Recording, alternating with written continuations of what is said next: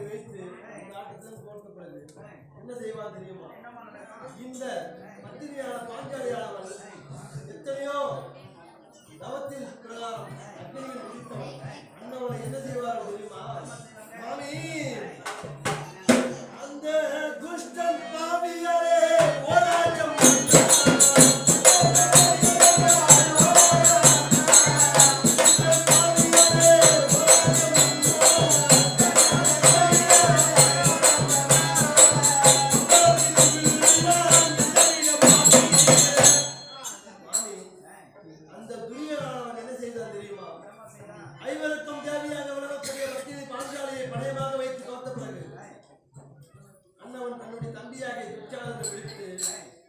இதோ இருக்கின்றது. இதே போன்ற கூந்தல் அவளுக்கு உண்டு. அவள் அந்த கூந்தலை பற்றி இழுத்து வந்து 60ஆம் படிமேல் நிமிர்த்தி வச்சிரம் என்று சொல்லக்கூடிய ஆடைகளை அதை செய்வார். அப்படி செய்த பிறகு என்ன செய்வார்கள் தெரியுமா? 13 வருஷம் கழித்து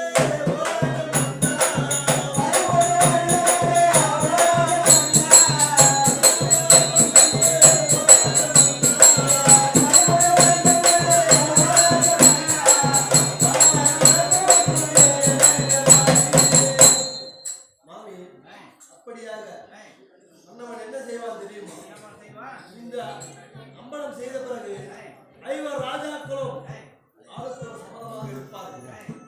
அந்த 5 ராஜாக்கள் சபத்திலே பாஞ்சாலியானவன் என்ன சபதம் எடுப்பார் தெரியுமா? அடே துரியோதனா, நீ வந்து என்னுடைய ஆடைகளை கலைந்து நிர்வாணமாக என் துணை மீது அமரடி என்று தெரிவித்தாயே, வலது துறை தட்டினாயே, அந்த துறைவிலிருந்து உதிரக்கூடிய உதிரத்தை எடுத்து இதோ இருக்கின்றது எனது கூந்தல், இந்த கூந்தலில் எண்ணெயாக தடவி என்னுடைய வஸ்திரத்தை பிடித்து இழுத்தானே உன் தம்பியாகிய துச்சாதனன், அண்ணனுடைய இடும்பை எடுத்து சீப்பாக எனது கூந்தலை சீவி முடிக்காமல் நான் இந்த கூந்தலை முடிக்க மாட்டேன் என்று கூந்தலை அவித்து விடுவான். அப்படி அவித்து விட்ட பிறகு 13 வருஷம் கழித்து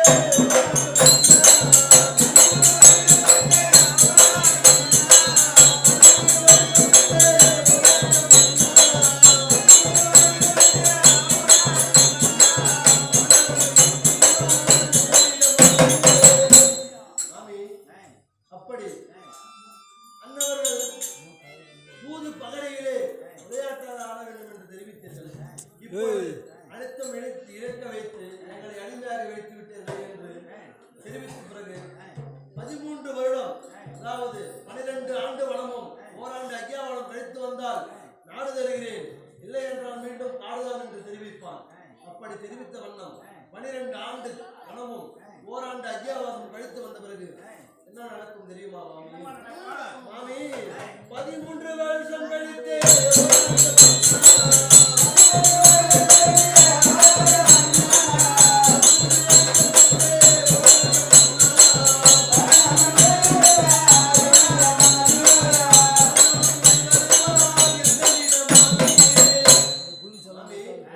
அப்படியாக 13 வருஷம் கழித்து வந்து நாடு கேட்பீர்கள்.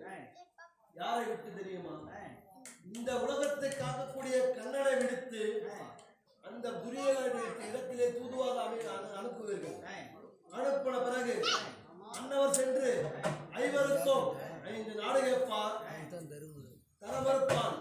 5 நகரம் கிராமம் கேட்பார், தரமறுப்பான். 5 வீடு கேட்பான், தரமறுப்பான். 5 ஒரு வீடாவது கேட்பார், அதையும் தரமறுப்பான். இந்த பாண்டவருக்கு அஸ்தினாபுரத்திலே ஊசிமுனை இடைகளும் கிட்டாது என்று சொல்லிவிடுவான். அப்படி சொன்ன பிறகு அந்த கண்ணனானவர் என்ன தெரிவிப்பார் தெரியுமா? ரே துரியோதனா, நீ தெரிவித்த பிரகாரம் 13 கழித்து வந்து நாடு கேட்டால் நாடு தருகிறேன் என்று தெரிவித்தார். நாடு திரும்பி வந்து நாடு கேட்டால் தரமறுக்கின்றார். இதன் விளைவு என்ன ஆகும் தெரியுமா? இதோ 18 நாள் யுத்தம் நடக்கும். இது உனக்கு சம்மதமா என்று தெரிவிப்பார். இதுவே எனக்கு சம்மதம் என்று துரியோதனன் வாக்கு கொடுத்த பிரகாரம் என்ன செய்ய தெரியுமா? மாமி, காலத்தை மாற்றி வைத்து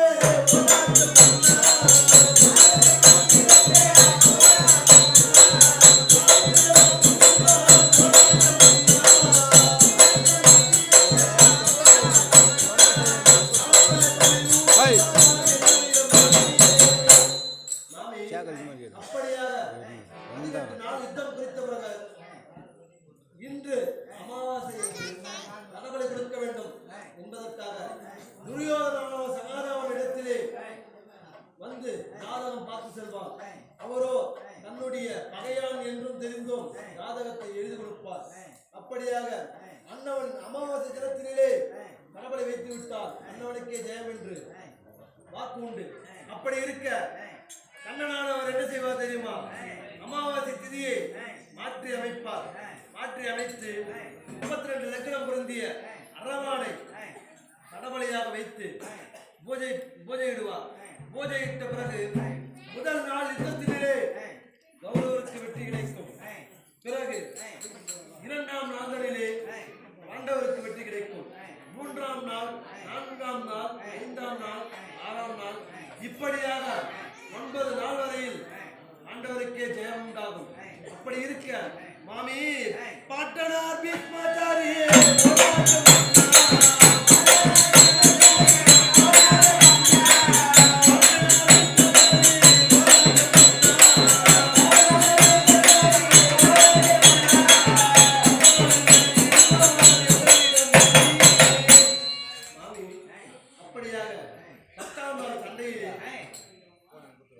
இருக்கக்கூடிய 105 பேர்களுக்கும் பாட்டனாராகிய விளங்கக்கூடிய 886 வயது படைத்த பீஷ்மாச்சாரியார் அந்த 10ஆம் நாள் யுத்தத்திலே இந்த மண்ணில் சாய்வார் மாமி.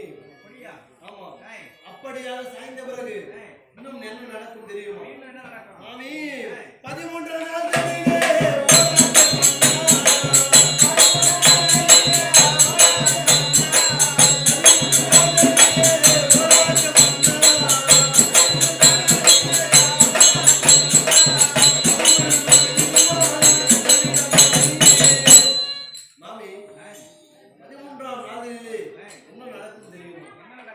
எனது குழந்தையாராகிய அர்ஜுனனுக்கும் சுமித்திரருக்கும் பிறக்கக்கூடிய அபிமன்னன் அவர் அர்ஜுனனுக்கு நிகராக வில்வித்தை படைத்தவர்.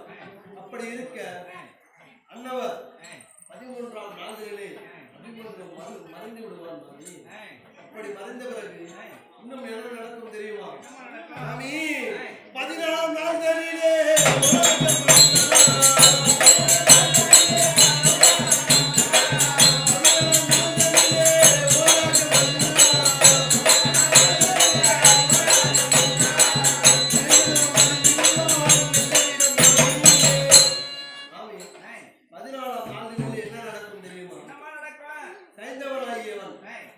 அர்ஜுனுடைய மகனை தலையிலே கொய்தானே அண்ணவனுடைய மரணமானது 14ஆம் நாளிலே முடியும்.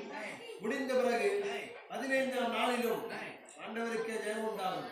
அப்படியாக நடக்கும் பொழுது இன்னும் என்ன நடக்கும் தெரியுமா? 14ஆம் நாள் தனியிலே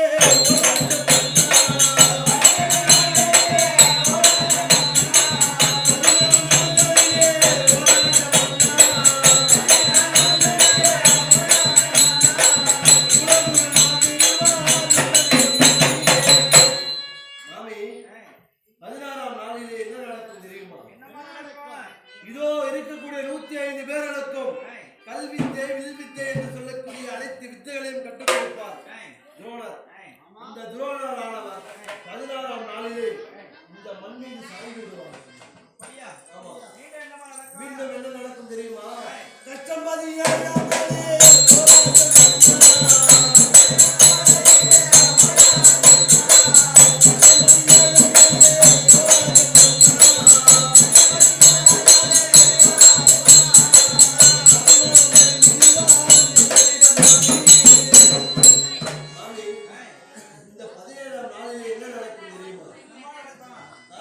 சொல்லக்கூடியவன் யார்?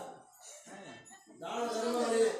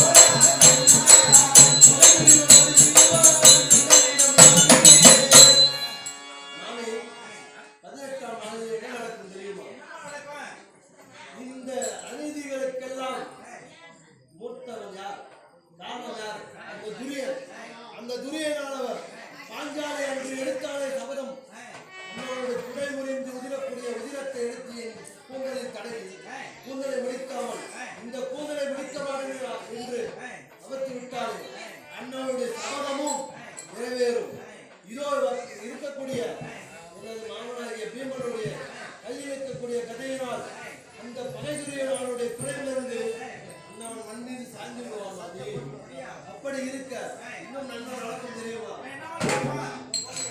அப்படி இருக்க மாமி அஸ்தினாபுரம் தனிலே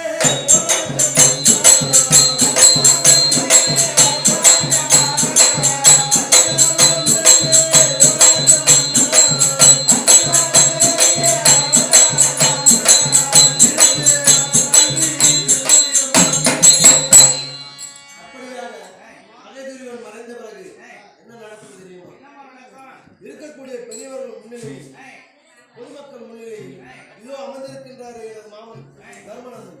அன்னவருக்கு அஸ்தினாபுரத்தை மணிமகுடம் சுட்டி வைப்பார் மாமி. சுட்டி வைத்த பிறகு சீரம் சிறப்புடன் ஆட்சி புரிவது.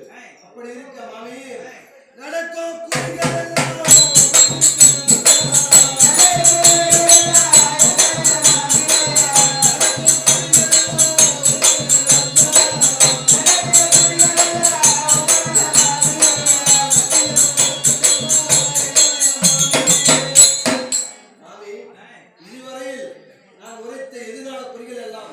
இதோ இங்கு இருக்கக்கூடிய கணபதி அண்ணவருடைய அனைவருக்கும் மூத்தவராகியவர். இதோ அமர்ந்திருக்கக்கூடிய விநாயகன் மீது ஆணையாக இந்த கைலாயத்தை ஆளக்கூடிய சிவனுடைய ஆணையாக வைகுண்டத்தை ஆளக்கூடிய கண்ணனுடைய ஆணையாக இதோ எல்லையிலே அமர்ந்திருக்கக்கூடிய உங்கள் தாயோட அனைத்து பேர்களுடைய ஆணையாக நான் உரைத்த பொறிகள் எல்லாம் அதிகமாக நடக்கும். ஆமா, அப்படி இருந்தாலும் உங்களுடைய எதிர்காலத்தில் நீங்கள் தெரிந்து கொண்டால் நீங்கள் வாழும் காலம் பொற்காலமாக அமையாது. அப்படி இருக்க எதிர்கால குறிகள் எல்லாம் இதோ இந்த குறிமாலை விடுத்து வெளியே சென்றால் உங்களுக்கு மறைந்து